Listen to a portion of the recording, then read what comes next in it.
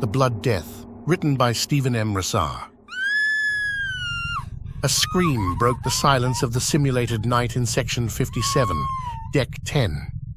A female had fallen to her knees and covered her face with her hands. Oozing from between her fingers glistened the secretions, the visible form of the disease for which there is no cure. A sentry alerted by her scream halted his advance when he saw her. He whispered, "Gutta!" "I'm sorry," in our native tongue. He reached out and pressed an emergency decontamination button on the corridor's data panel. A pale, amber-colored light began pulsating and flooded the corridor. The female slumped forward and gently settled to the deck. It is the most respectful way of dealing with this menace in deep space. The victim is first anesthetized before molecular disintegration occurs. We, a proud third generation living aboard this vessel, were raised never knowing the feel of soil beneath our feet or the caress of a natural atmosphere on our bodies. We travel to a distant world called Earth by its inhabitants. We seek help from them. Once, long ago, our people traveled there in magnificent ships. We are kindred. We are the Adlyonde, the last of a progressive race of explorers, besieged as our ancestors were by our hand. A genetic enhancement developed by our scientists 1,000 years ago mutated into a deadly virus that matures, painfully kills the host, and then leaves the body. The elders call the disease malajugh, the blood death. We study Earth languages from the ancient texts on board and have adopted English as our first language. This generation does not attempt to contact Earth.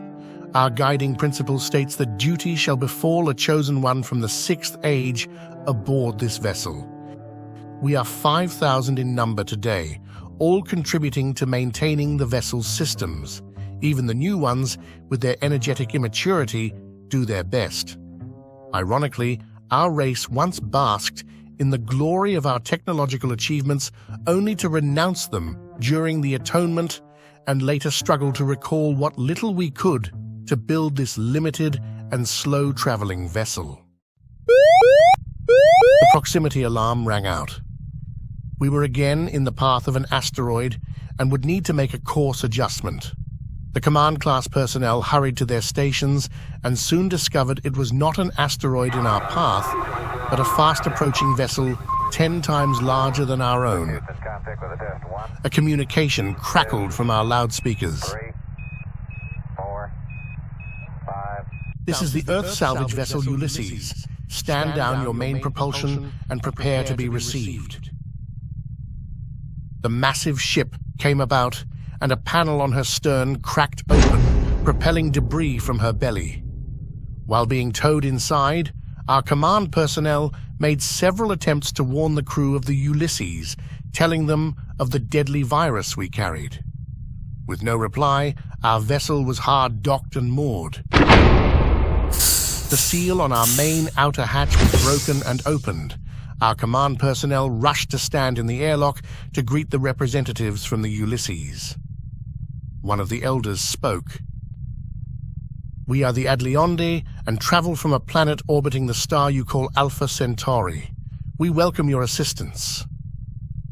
The representatives from the Ulysses looked to each other. One crewman stepped forward and spat something he was chewing to the ground as he said, "Let's try this." He pressed a series of buttons on a tablet. All Adlyonde suddenly experienced a warm sensation. We believed we were being medically administered to. The crewman spoke again. "You are not Adlyonde. You are self-replicating androids with pre-programmed termination times, manufactured to build and maintain cities for future Earth colonies. Access your tertiary subroutine and reinitialize."